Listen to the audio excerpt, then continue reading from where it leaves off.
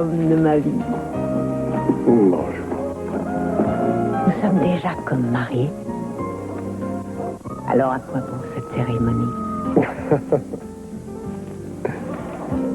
Tu veux que j'aille annoncer ça à l'ensemble de nos invités? Non.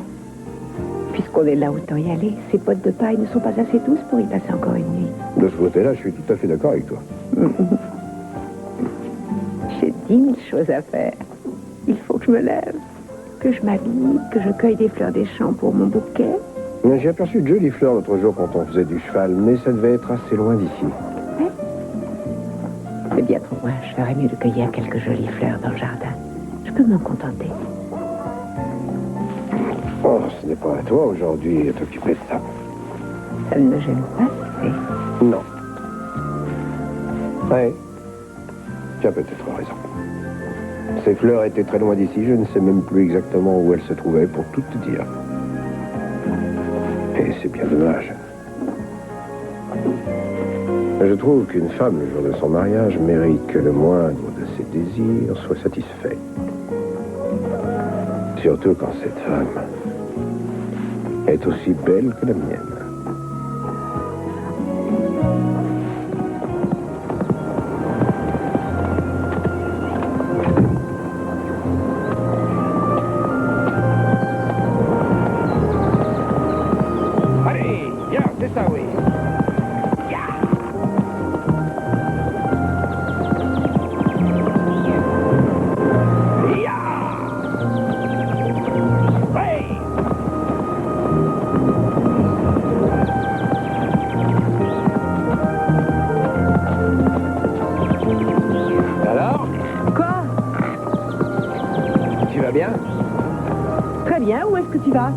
Oh, ne t'inquiète pas.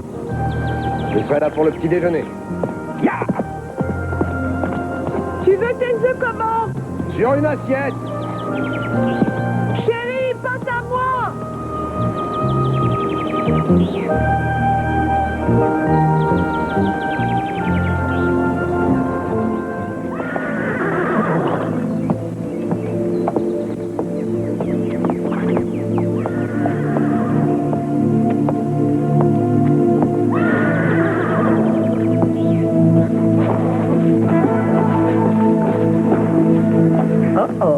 Tu vas trouver. Sans difficulté.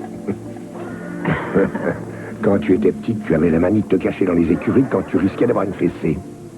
Tu ne m'as jamais fessé. Bien sûr que non, mais tu avais peur que je le fasse. Ah. Sais-tu, mon adorable et ravissante fille, que tout le monde s'inquiète de cette mystérieuse disparition de ce matin? Eh bien, je m'en réjouis. Un peu de mystère, c'est tout ce qu'il faut pour un mariage. Dommage que tu sois trop grande pour avoir une fessée. Trop grande, bien trop grande. Mais tu n'es pas trop pour m'écouter, je vais en profiter. Viens t'asseoir près de moi. Je n'aurai sans doute pas d'autre occasion de te parler avant de t'emmener à l'hôtel. Et il y a certaines choses que je voudrais que tu saches. En premier lieu, je ressens un immense bien-être à l'idée que tu vas te marier avec Cruz. Je tenais à te le dire.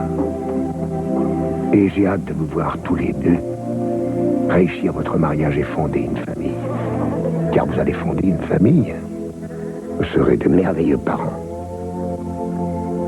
Et tu ne commettras pas toutes les erreurs que nous avons faites.